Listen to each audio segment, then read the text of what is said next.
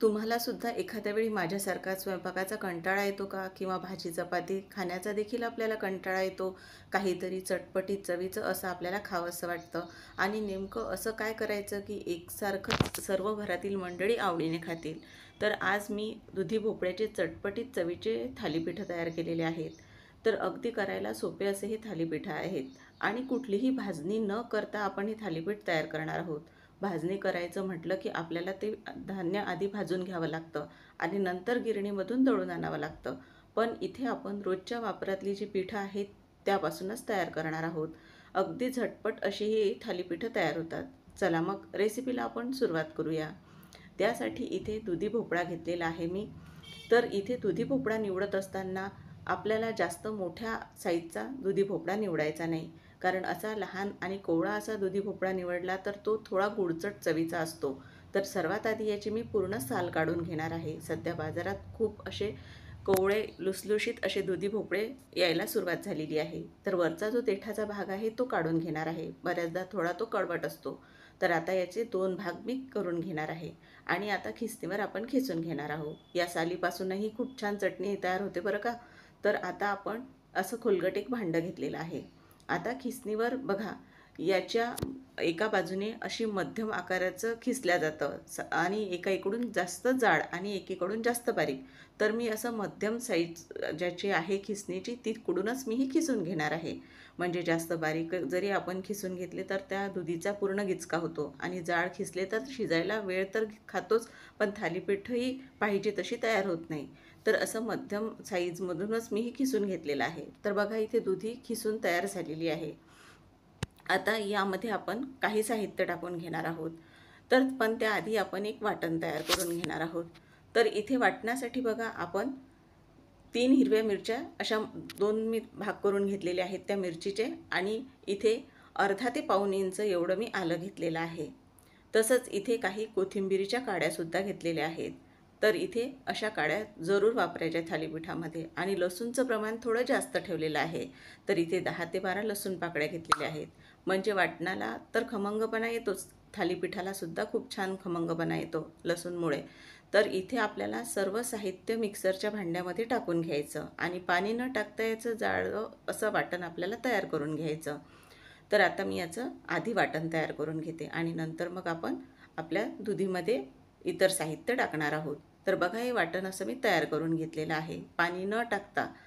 तर आता इथे आपण हे बाजूला ठेवणार आहोत वाटण आणि परत दुधी भोपळ्याकडे आपण येणार आहोत. तर बघा इथे दुधी भोपळ्यामध्ये आपल्याला सर्वात आधी इथे गव्हाचं पीठ टाकायचं आहे. तर इथे 1 कप एवढं गव्हाचं पीठ घेतलं. वाटीनेही तुम्ही मोजून घेऊ शकता. तर इथे वाटीने घेतलं तर 1 वाटी गव्हाचं पीठ आपल्याला घ्यायचं आहे आणि इथे आता बघा आपण यामध्ये चणा डाळीचं पीठ वापरणार आहोत. तर इथे 1/4 कप आपण चणा डाळीचं पीठ वापरलेलं आहे. वाटीने घेतलं असाल तर वाटीचा 1/4 भाग आपल्याला इथे चणा डाळीचं पीठ घ्यायचं आहे. याने आपल्या जे थालीपीठ आहे त्याला खमंगपणा येतो. आणि इथे तांदळाचं पीठ घेतलेलं आहे. तर इथे मी 3 चमचे एवढंच तांदळाचं पीठ वापरलेलं आहे. नसेल नाही वापरलं तरीही चालेल. तर इथे बघा आपण तांदळाचं पीठ टाकून झालेलं आहे. आता इथे यामध्ये आपण जिरं टाकून घेणार आहोत. तर इथे मी जिरं 1 चमचाभर टाकलेलं आहे. त्यानंतर इथे अर्धा चमचा एवढी धना पावडर टाकून घेतली आणि त्यानंतर इथे बघा अगदी अर्धा चमचा जाडसर कुटून घेतलेले धने टाकले. 2 पैकी 1 टाकलं तरीही चालेल आणि दोन्ही जर टाकले तर फारच चांगलं. तर आता इथे आपण यामध्ये तीळ टाकून घेतलेले आहेत. तर इथे मी अर्धा चमचा एवढे पांढरे तीळ टाकले आणि त्यानंतर इथे आपण अर्धा टीस्पून एवढा हिंग टाकलेला आहे. त्यानंतर हळदसुद्धा टाकून घेतली आपण इथे आणि आता जे तयार केलेलं वाटण होतं आपण ते वाटण टाकून घेणार आहोत. तर पूर्ण मिक्सरच्या भांड्याचं मी असं हाताने काढून वाटण टाकून घेणार आहे. तर सर्व वाटण टाकून झालं. आता इथे बारीक चिरून घेतलेली कोथिंबीर टाकली आणि चवीनुसार आपल्याला मीठ टाकायचं आहे. आता आपले थालीपीठं चांगली दिवसभर मऊ राहण्यासाठी इथे आपण चमचाभर यामध्ये तेल टाकून घेणार आहोत आणि आता सर्व साहित्य टाकून आपलं झालेलं आहे. आता सर्व साहित्य आपण या दुधी भोपळा जो खिसून घेतलेला आहे त्यामध्ये मिक्स करणार आहोत. इथे आपण चणा डाळीचं पीठ आणि तांदळाचं पीठ कमी वापरलेलं आहे कारण आपल्याला जास्त असे कडक थालीपीठ तयार करायचे नाहीत. तर बघा इथे सर्व साहित्य आपल्याला मिक्स करून घ्यायचं आहे. आता तुम्हाला बघा असं हे आधी मिक्स करून घेतलेलं आहे. पण तुम्हाला जर हे ठेवायचं असेल जास्त वेळ तर यामध्ये पाणी टाकायचं नाही, कारण दुधी भोपळ्याला मीठ टाकल्यामुळे लगेच पाणी सुटतं आणि लगोलग तुम्हाला हे करायला घ्यायचे असतील तर मग मात्र यामध्ये तुम्ही पाणी टाकू शकता. पण मी थोडं थांबून करणार आहे, कारण टाकलेले सर्व मसाले आणि जे वाटण तयार केलेलं होतं ते पूर्ण त्याला पाणी सुटल्यानंतर दुधी भोपळ्याला आणखीनही थालीपीठाची जी चव आहे ती वाढते. तर आता हे आपण झाकण ठेवून असंच ठेवणार आहोत आणि नंतर हे पूर्ण आपण भिजवून घेणार आहोत. तर त्याआधी बघा, आपण थालीपीठासोबत खाण्यासाठी दही फोडणीचं तयार करणार आहोत. तर इथे बघा, आपण सर्वात आधी आता भांड्यामध्ये तेल टाकून घेणार आहोत. तर इथे आपण तेल फक्त 3 चमचे एवढंच वापरलेलं आहे. तेल गरम झाल्यानंतर सर्वात आधी इथे आपण अर्धा टीस्पून एवढा हिंग टाकून घेतलेला आहे. तर इथे हिंग आपला तेलामध्ये पूर्ण तळून झाल्यानंतर अर्धा चमचा मोहरी टाकली. मोहरी फुटू दिलेली आहे चांगली आणि त्यानंतर इथे आपण पाव चमचा जिरं टाकून घेतलं. जिरंही चांगलं असं फुलू दिलेलं आहे. आता यामध्ये आपल्याला धना पावडर, हळद आणि लाल तिखट टाकायचं आहे. तर इथे धना पावडर आणि लाल तिखट मी पाव चमचाच एवढं घेतलेलं आहे आणि हळद टाकून घेतली. आता इथे आपण लसूण, आलं असं काहीही वापरलेलं नाही. तर आता हे सर्व साहित्य तेलामध्ये परतून घेतलं आणि एक मोठा टोमॅटो बारीक असा चिरून घेतलेला आहे, तो इथे घातलेला आहे. जास्त जर आंबट टोमॅटो तुमचा असेल तर इथे तुम्ही चिरून घेतल्यानंतर हलकासा तो धुवून घेतला तरीही चालेल. तर बघा, आपण हे दही तयार करत असताना जास्त आंबट चवीचं असं दही घेऊ नका. तर बघा, यामध्ये बारीक चिरून घेतलेली कोथिंबीर मी घातलेली आहे आणि सर्व एकदा परतून घेतलेलं आहे. टोमॅटो इथे आपल्याला शिजवून घ्यायचा नाही, फक्त हलकासा तेलामध्ये परतून घ्यायचा आहे. आणि आता गॅस आपण बंद करणार आहोत आणि हे मिश्रण म्हणतो, हे पूर्ण साहित्य थोडं थंड करून घेणार आहे. आणि थंड झाल्यानंतर यामध्ये 1 वाटी फेटून घेतलेलं दही घातलं. दही ताजं घेतलेलं आहे, आंबट अजिबातही नाही दही. तर आता इथे आपल्या टोमॅटोची चव थोडी आंबट असल्यामुळे इथे आपल्याला दही आंबट आपण घेणार नाही आहोत.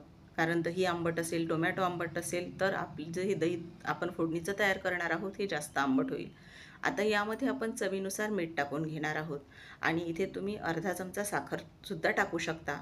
तर आता परत एकदा पूर्ण मिक्स करून घेणार आहोत आणि हे दही खाण्यासाठी अगदी तयार झालेलं आहे. आता परत आपल्या थालीपीठाकडे आपण येणार आहोत.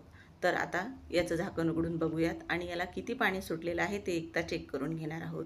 तर बघा, पहिल्यापेक्षा हे थोडं ओलसर असं तयार झालेलं आहे. तर यासाठीच मी तुम्हाला आधी सांगितलेलं होतं की तुम्ही जर आधी पाणी यामध्ये टाकून ठेवलं तर हे जास्त पातळ होतं. तर मी आता थोडं पाणी या हातावर घेणार आहे, कारण मला हे ठेवून जास्त वेळ झालेला नव्हता. तर बघा, इथे आपण थोडं पाणी हाताला लावून घेतलं. आता इथे परत मला अजून थोडं पाणी कमी वाटत आहे, त्यासाठी मी अजून थोडं पाणी हातावर घेऊन यामध्ये टाकणार आहे. पाणी एकदम असं टाकायचं नाही, थोडं थोडं करतच पाणी आपल्याला टाकायचं आहे. आणि हे पीठ आपल्याला भिजवून घ्यायचं आहे. बघा, हे पूर्ण पीठ आपलं तयार झालेलं आहे भिजवून. आता यामधला तुम्हाला जेवढं थालीपीठ तयार करायचं आहे त्या आकाराचा गोळा घ्यायचा आणि आपला हा गोळा हातावरच तयार करून घ्यायचा. आता आपण पुढे, तुम्ही म्हणाल यामध्ये आपण कांदा तर अजिबातही वापरलेला नाही, ते पुढे तुम्हाला सांगणारच आहे. तर बघा, हा गोळा आपला तयार झालेला आहे.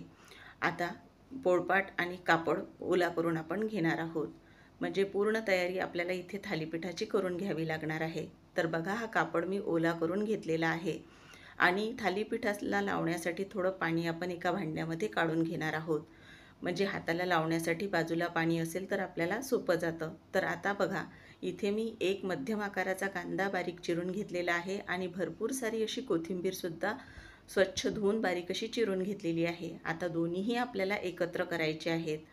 आणि बघा, हे दोन्हीही एकत्र करून झाल्यानंतर जो आपण थालीपीठाचं पीठ भिजवून घेतलेलं होतं, तो गोळा तयार करून घेतलेला होता, तो गोळा यामध्ये आपल्याला असा पूर्ण दोन्ही बाजूनी याला कोथिंबीर आणि कांदा लावून घ्यायचा आहे. आणि आता याचं थालीपीठ आपल्याला थापून घ्यायचं आहे.